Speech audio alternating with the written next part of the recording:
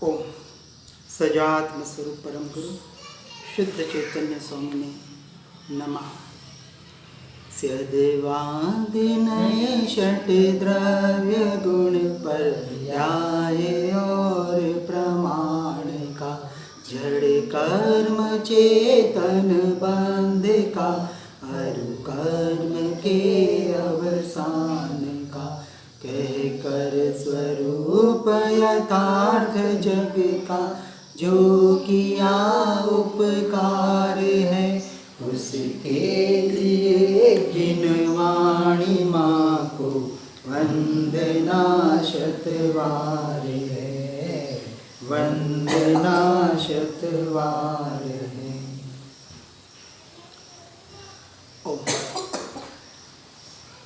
सम्यक दर्शन की महिमा मोक्ष मार्ग में सर्वोत्कृष्ट बताई गई है।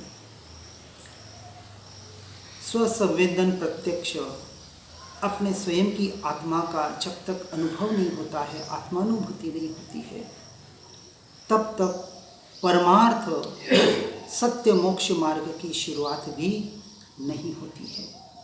इसलिए जिसे मोक्ष मार्ग में पदार्पण करना है, पहला कदम रखना है, उसे चौथे गुणस्थानक को यानी अपनी अविरत ऐसे सम्यक दृष्टि को, और सम्यक दृष्टि इसे कहा जिसके दृष्टि का विषय स्वद्रव्य यानी अपना आत्मा है।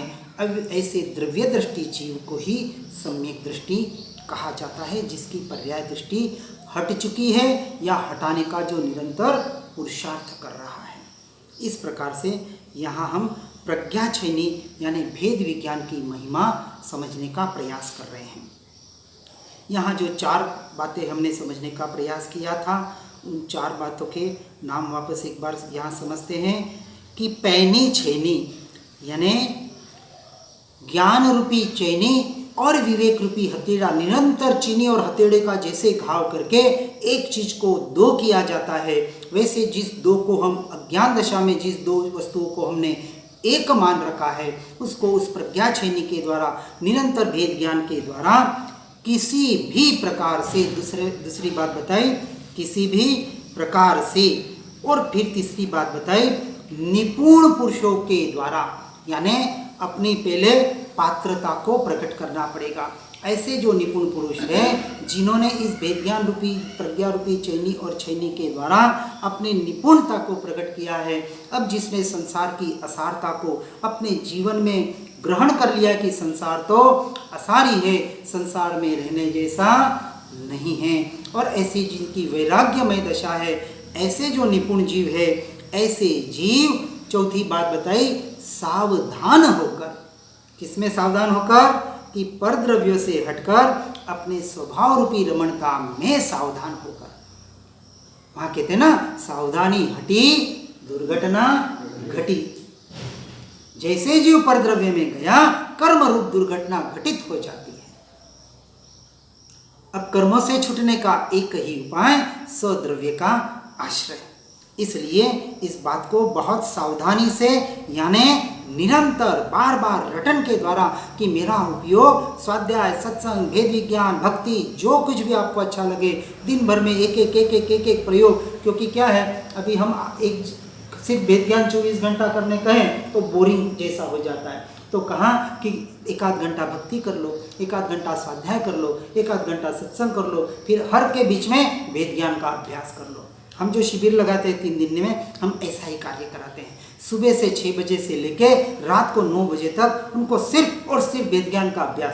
आधा घंटा एक स्वाध्याय चलाते हैं, एक थोड़ा ध्यान चिंतन के कुछ क्लिप्स देते हैं, और फिर उनको आधा घंटा प्रैक्टिकली बाहर छोड़ते हैं कि अब आप वेद ज्ञान करो। वेद ज्ञान के जो हमने 3 भेद बताए हैं, दृष्टा दृष्टा भाव, दृष्टा ज्ञाता भाव, ज्ञाता दृष्टा भाव, उसको थोड़ा स्वभाव से कभी समझाने का प्रयास करेंगे। दृष्टा दृष्टा यानी मैं आत्मा हूँ और मैं सिर्फ देखने जानने वाला हूँ, इसको हमने दृष्टा दृष्टा भाव का नाम दिया है। फिर कहा दृष्टा ज्ञाता भाव, यानी जब वो जीव अपने आप को आत्मा मानता है, दर्शन ज्ञान रूप स्वीकार करता है, मैं ज्ञाता दृष्टा हूँ, मुझे साक्षी भाव में रहना है, तो उसके कहते हैं कि भाई देखना जानना तेरा स्वभाव है। जो 5 इंद्रियों के परिणमन हो रहे, मन का जो विषय हो रहा है, उसका मात्र तू जानने वाला रह जा। क्योंकि पहले जब उस शरीर की क्रिया को देखता है तो दृष्टा बनता है, फिर विचार करता है कि मैं जानने वाला। ये हम एक विचार देते हैं कि मैं सिर्फ जानने वाला हूँ। यहाँ तक भी अभी अज्ञान दशा है, यानी यहाँ तक पूर्णतः विकल्प है परद्रव्य के लक्ष्य से। अब यहाँ तक तो बहुत से मार्ग वाले पहुँचते हैं कि जहाँ जहाँ जिस मार्ग में मैं गया, विपश्यना की, शंकराचार्य का देखा, ब्रह्मा कुमारीज वाले का देखा, एक विहंगम योग है इनका देखा, दादा भगवान का देखा, करीबन ये ज्ञाता दृष्टा भाव तक ये सारे पहुँच जाते। जैसे ओशो के भी करीबन 300-350 प्रवचन सुने, ये सारे जो ज्ञाता दृष्टा का भाव बता रहे हैं और जो आत्मा की बात कर रहे हैं, यहाँ तक सभी कह देते हैं कि मैं आत्मा हूँ, मैं शरीर नहीं हूँ और मैं परद्रव्य का ज्ञाता दृष्टा मात्र हूँ, परद्रव्य मेरे नहीं है, मैं इनसे भिन्न हूँ। अब जो हमारे जैन दर्शन की विशेषता है, ये ज्ञाता दृष्टा भाव और ज्ञाता ज्ञाता भाव। तो कौन सा कि परद्रव्य को जानते वक्त मैं परद्रव्य का भी ज्ञाता दृष्टा नहीं हूँ, मैं अपने ज्ञान स्वभाव का ज्ञाता दृष्टा हूँ। तो जब वो जीव परद्रव्य से भी दृष्टि हटाकर अपने ज्ञान स्वभाव में आने का पुरुषार्थ करता है, इसको यहाँ जो बताई कि ये चौथा, यहाँ सच्ची सावधानी आती है। ये तीसरे स्टेज में जब वो जीव सावधान होता है अपने स्वरूप के प्रति, अपने द्रव्य के प्रति, और निरंतर बाहर के इंद्रियों के परिणमन के काल में, मन के भटकते हुए विकल्पों के प्रवाह के काल में भी वो ज्ञान स्वभाव का ही ज्ञाता दृष्टा बनने का अभ्यास करता है। और ये अभ्यास करते करते यहाँ तक भी अभ्यास है, यहाँ तक भी विकल्प है, क्रिया है। ये क्रिया जब उस रूप परिणमित हो जाए, किस रूप कि जिस नाम को हमें विचार नहीं करना पड़ता कि मैं रमेश हूँ, मैं सुरेश हूँ, मैं फलाना हूँ, मैं फलाना हूँ, इसी तरह मैं आत्मा हूँ, ये विचार न करना पड़े और इस बाहर की क्रिया के काल में सहज ही उसका परिणमन, उसका उपयोग उस ज्ञान स्वभाव की तरफ जाए, तब समझना कि ये सम्यक दर्शन की प्रोसेस में हम अब वहाँ भी अटकना नहीं है। अब उस ज्ञान स्वभाव में हमें स्थिर होने का पुरुषार्थ करना है। क्योंकि धर्म तो यहाँ से शुरू हुआ, जब ज्ञान स्वभाव का अनुभव हुआ, ज्ञान स्वभाव का श्रद्धान टंकोत्कीर्ण हुआ, अब उस ज्ञान स्वभाव में इन परद्रव्यों से, पर भावों से हटकर मैं ज्ञान स्वभाव में ज़्यादा से ज़्यादा कितना स्थिर रह सकता हूँ, उस स्थिरता का जो पुरुषार्थ है उसे हमने एक अपेक्षा से नाम दिया ज्ञाता ज्ञाता भाव। क्योंकि वो निरंतर ज्ञान स्वभाव के द्वारा अपने ज्ञायक भाव में लीन होने का पुरुषार्थ करता है। वास्तविक वहाँ कुछ करना धरना रहता नहीं है, वहाँ विकल्प भी छूट जाते हैं, जिसको अपेक्षा से हम समाधि की अवस्था कहते हैं या ध्यान और कायसर्ग की अवस्था कहते हैं। जो ध्यान घटित होता है, करना नहीं पड़ता, औषध विचार ध्यान, ऐसे भेद ज्ञान के द्वारा, इस प्रज्ञा छेनी के द्वारा विचार करते करते अपने में सावधान होते होते अपने सावधानी रूप ऐसी प्रज्ञा छेनी द्वारा अपने ज्ञायक भाव में वो जीव लीन होने का प्रयास करता है। यही 5 दशा यहाँ बताने का प्रयास किया गया था। 5वीं दशा बताते हैं, प्रज्ञा छेनी शीघ्र चलती है। प्रज्ञा छेनी के चलने में विलंब नहीं लगता, किंतु जिस क्षण चैतन्य में एकाग्र होता है उसी क्षण राग और आत्मा भिन्न रूप से अनुभव में आता है। क्योंकि आत्मा अनुभव का विषय है और अनुभूति स्वयं से स्वयं में स्वयं को करनी पड़ेगी, कोई देवगुरु शास्त्र भी नहीं करा सकते। इसलिए पूरा पुरुषार्थ स्वयं से स्वयं में घटित करने का मार्ग है। जिस क्षण चैतन्य में, चैतन्य किसको कहा? जो ज्ञान और दर्शन सहित है उसे चैतन्य कहा। तो दर्शन और ज्ञान के जो 2 मुख्य गुण बताए, इन दोनों के द्वारा, सम्यक ज्ञान और सम्यक दर्शन के द्वारा जब वो अपने स्वरूप में एकाग्र होता है, एकत्व करता है, यही मैं जिसे हम सम्यक चारित्र के नाम से पुकारते हैं। तो तीनों का परिणमन एक साथ होता है, सिर्फ व्यवहार से अलग अलग बताया जाता है। अरे तीनों का नहीं, अनंत गुणों का परिणमन एक साथ हो रहा है, एक ही समय में हो रहा है।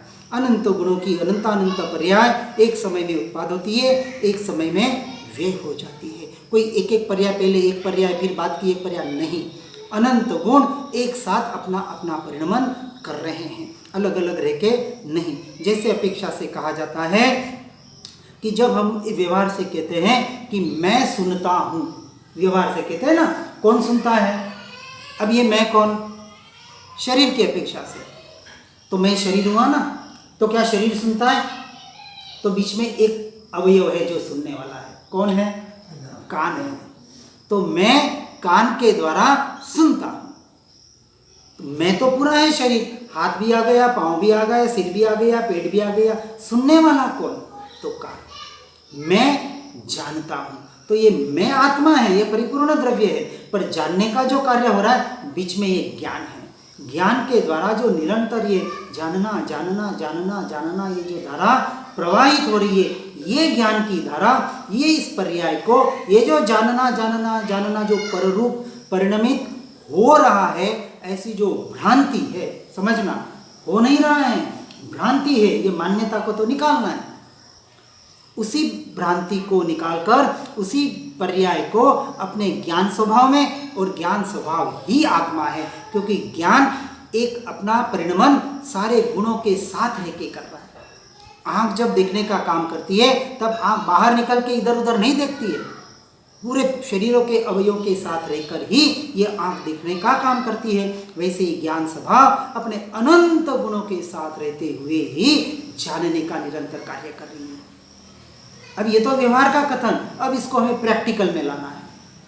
ये सुना समझा, इसके बाद करना क्या है? इसका अभ्यास करना है कि ये जो निरंतर जानने रूप पर रूप हो रही है, अब उस जानने रूप अपने स्वद्रव्य की ओर लाने का निरंतर रटन चिंतन मनन अभ्यास के द्वारा, यानी ऐसे प्रज्ञा छेनी के द्वारा, इस भेद विज्ञान के द्वारा हमें निरंतर करने का यहाँ पुरुषार्थ करने के लिए बताया गया है।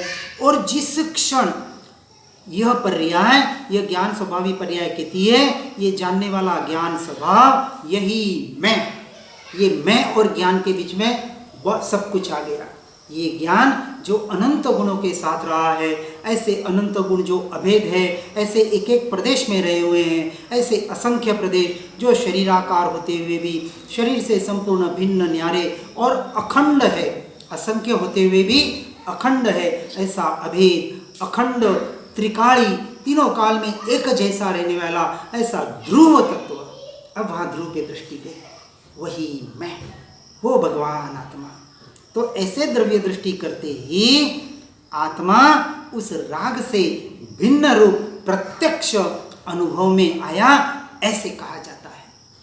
इसी का नाम अनुभूति है। अपने आप का सहर्ष स्वीकार, टंकोत्कीर्ण स्वीकार, श्रद्धा कि मैं हूँ, इस परद्रव्य से तो भिन्न ही हूँ, पर मेरे से ही उत्पन्न होने वाली ये मेरी मलिन पर्याय, जिसे संसार मोह राग देश का भाव कहता है, यह भी मेरा स्वरूप नहीं है। अब वहाँ विचार भी नहीं है, वहाँ जैसे स्वयं में लीन हुआ, अब वो विचार भी नहीं करना पड़ता कि ये मेरा है और ये मेरा नहीं है।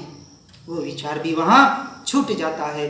अपेक्षा से चौथे गुण स्थानक में अपेक्षा से इसे ही निर्विकल्प दशा का, सच्ची निर्विकल्प दशा तो जिसे पूर्ण निर्विकल्पता कहा गया, सातवें अप्रमत्त दशा में आती है। इसलिए यह इस समय नहीं हो सकता, यह बात नहीं है। इसी क्षण यदि अपने उपयोग को भीतर करे, सुनते सुनते भाव भाषण करे। इसलिए हम तो बार बार कहते हैं कि समझने के लिए भले आप सुने, लेकिन एक बार समझना हो जाए तो अपने में रहने के लिए सुने, सुनने के लिए मत सुने। एक बार समझने के लिए पूरा सुनना पड़ेगा, समझना पड़ेगा। और एक बार मार्ग समझ में आ गया तो अब अभी छद्मस्थ जीव है, संसारी जीव है, हम अपने में नहीं रह पाते हैं। तो अपने में रहने के लिए अब पढ़ना और सुनना है। शब्द ज्ञान बढ़ाने के लिए नहीं, किसी को सुधारने के लिए भी नहीं। ठीक है, कुछ याद रह जाए, अच्छा, क्योंकि अच्छे शास्त्र बहुत सालों से पढ़ रहे हैं तो याद रह जाता है, और अच्छा मार्ग मिल गया, और कोई ऐसा जीव सामने आ जाए और बताने का कभी प्रसंग भी आ जाए तो अपना स्वाध्याय ऊंचे स्वरों में करने का प्रयास करे। कोई समझे तो ठीक, कोई माने तो ठीक, और न माने तो भी ठीक। अपने उसके परिणमन में जाना नहीं, अपने तो अपने परिणामों को सुधारना है। यहाँ यही कह रहे हैं, इस समय भी हे जीव तू तेरा अनुभव कर सकता है। अरे कर नहीं सकता है, गुरुदेव कांजी स्वामी तो कह गए, बाल गोपाल अबाल वृद्ध सभी को हर क्षण अपना ही तो अनुभव हो रहा है। तो स्वीकार करे, ये सारा ज्ञान, ये सारा चैतन्य का ही तो प्रकाश प्रकाशित हो रहा है। ये जो जानना हो रहा है, पर द्रव्य को भी जानते वक्त मैं पर द्रव्य को कहाँ जान रहा हूँ? मैं तो अपने ज्ञान स्वभाव को ही जान रहा हूँ। अब लोगों को लग रहा है बाहर काम कर रहे हैं, हमारे बहन काम करते हैं, अब नाम भूल गया, स्मृति बहन, उनको कहते हैं हमारे यहाँ जो साधक है बार बार के काम करते हो, कभी देखे नहीं। देखो अभी हमारे सबकी व्यवस्था अकेले जिम्मेदारी निभा रहे हैं। बहुत नहीं अच्छी बात। एक ये भी एक बहुत सेवा जो एक मार्ग में बताया कि आज हम यहाँ बैठ रहे हैं और आराम से जा रहे हैं और खा पी रहे हैं, हम तो देख रहे हैं आए उस दिन से। और ऐसा नहीं कि आ दिया और डाल दिया, चलो आए खाए न जाओ, बहुत अच्छे भाव से। हम तो बिल्कुल आ गया भाव, बहुत दिन से कहना था, आज सबके सामने भाव, आज शब्दों का परिणमन है, पुद्गल का परिणमन है, बहुत अच्छी दशा। तो इस बाहर की दशा पे हमें नहीं जाना है। अरे भरत चक्रवर्ती 65,000 साल युद्ध करने चले गए, ये तो कोई छोटी सी बात है कि चलो घर का ही काम कर रहे हैं। भीतर की दशा मैं कहाँ हूँ, अब कौन क्या कर रहा है। अब जैसे कोई बहुत बड़े प्रवचन कर रहे हैं, सत्संग करते हैं, हम उनकी दशा, अरे देखो बाहर तो ये कर रहे, वो कर रहे, ऐसा कर रहे। अरे क्या करें, आपको क्या करना, आपको समझना है तो उनके शब्दों से समझ लो जो भी समझना है। समझदार को इशारा करते हैं, और वो इशारा तो शास्त्र करते हैं, वो इशारा तो गुरुदेव करते हैं। कोई किसी को कुछ करा ही नहीं सकता। समझाने से समझ नहीं आता, जब समझे तब खुद ही समझ पाता। आगे चलो, जब तक खुद से नहीं समझेगा, समझाने वाला माथा भी फोड़ दे तो जीव समझ नहीं पाता है। किसको समझाना है, किसको बताना है, पहले तू समझे खुदी, क्योंकि आत्मा अनंत गुणों का धनी, फिर भी देखो पर्यायों में रुली। अनंत गुणों का धनी ऐसा राजा भिखारी बन के ये पर्यायों में रुल रहा है, अनंत जन्मों से रुल रहा है, फिर भी करुणा नहीं आ रही है। और बाहर कोई रोता है तो करुणा आ जाती है, देखो बेचारा रो रहा है, बेचारा ऐसा हो रहा है, बेचारा। अरे इस बेचारे को कब देखोगे, इसको बेचारा बना रखा है नहीं है। वो तो सर्वोत्कृष्ट, इस संसार की सर्वोत्कृष्ट वस्तु है जो इसका स्वीकार कर लेता है। मैं सर्वोत्कृष्ट, मैं परमात्मा से भी सर्वोत्कृष्ट। अब जीव कहेंगे स्वच्छंदी हो गया, अरे मैं ही तो परमात्मा हूं। सारा संसार समुद्र में डूब जाए और मैं अकेला ऊपर तैर रहा हूं। ये दशा है, दशा है। किसी का निषेध, किसी का अविनय नहीं किया जा रहा है। सभी अपनी अपनी जगह विनय करने योग्य है, विनय होना चाहिए।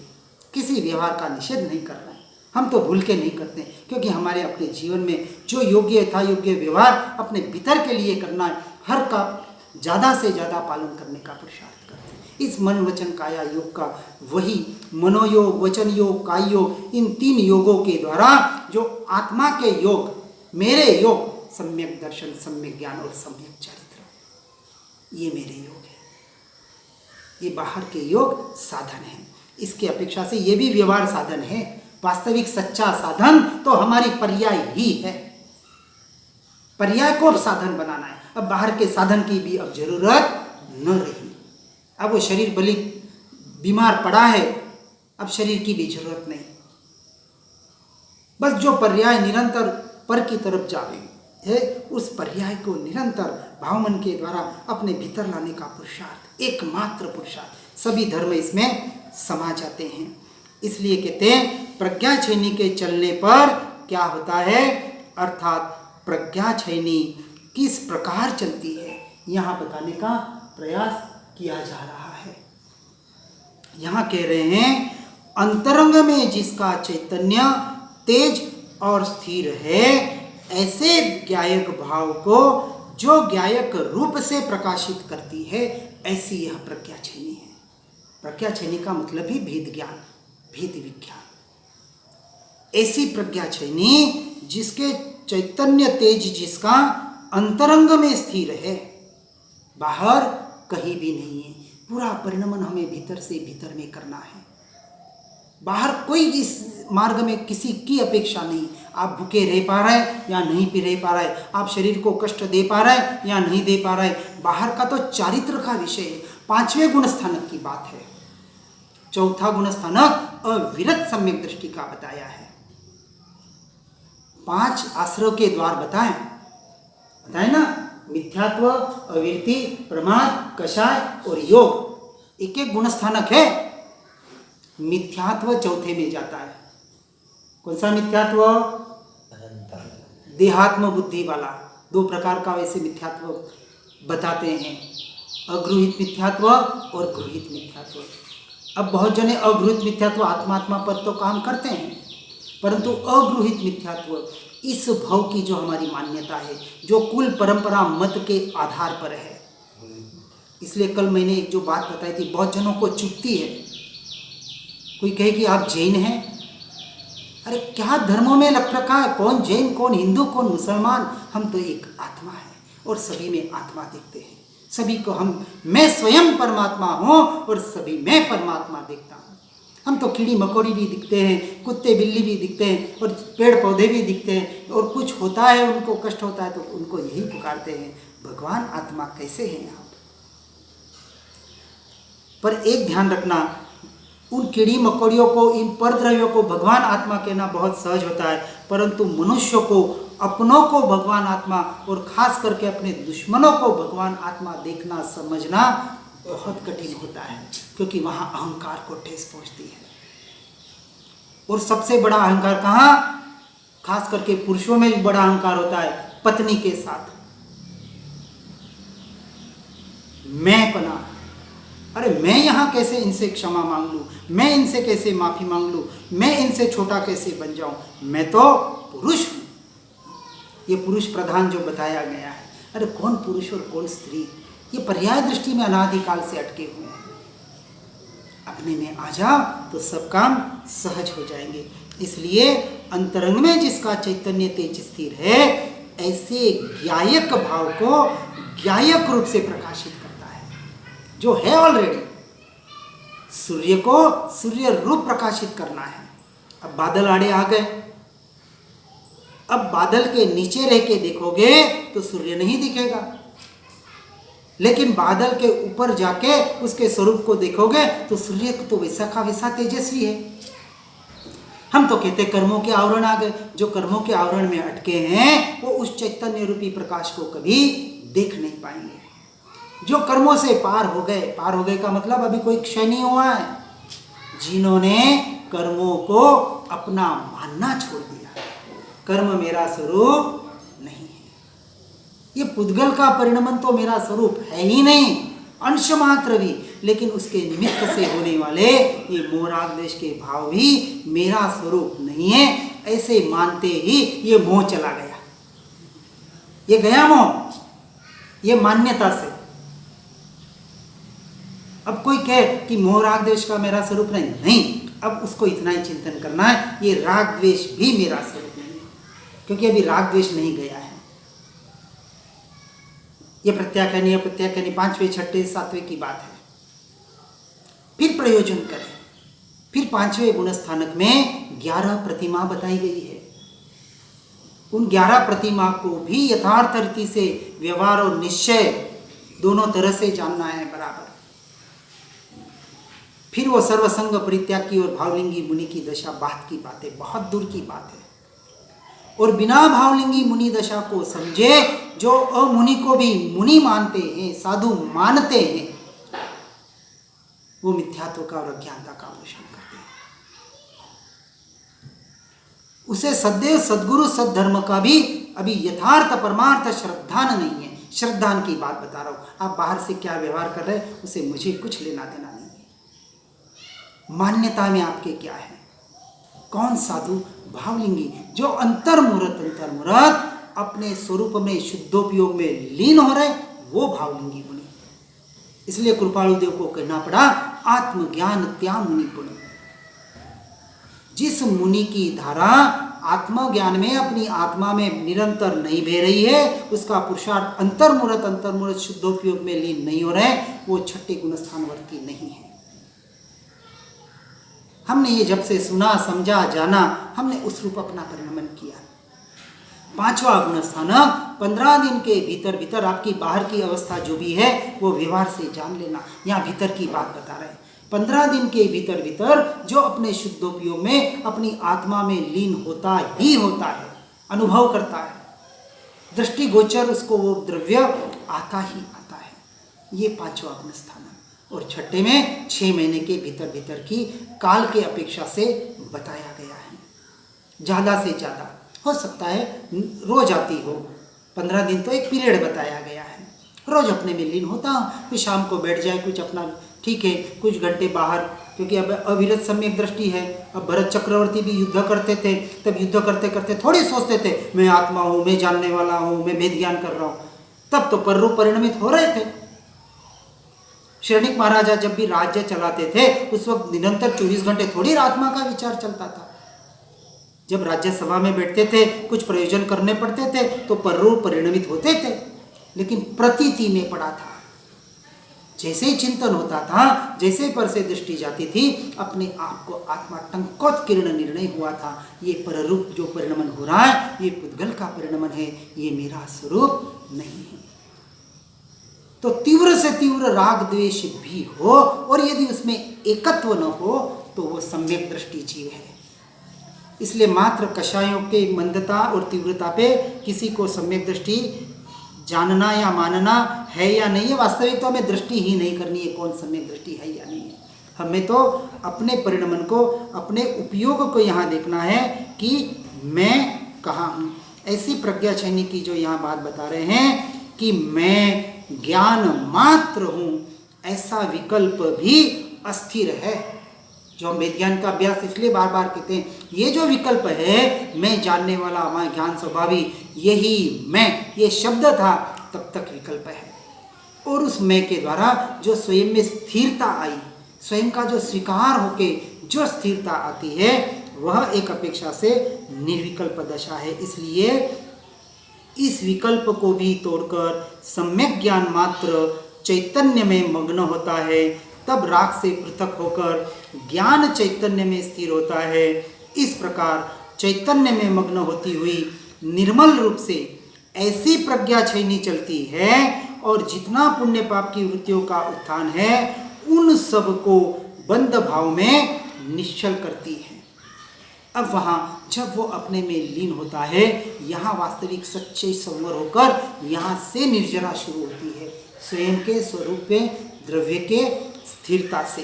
अब यहाँ कोई भी बाहर का बंध नहीं है। इस अपेक्षा से सम्यक दृष्टि को भी अनंतानुबंधी नहीं होने की अपेक्षा से उसे भी बंध का अभाव बताया गया।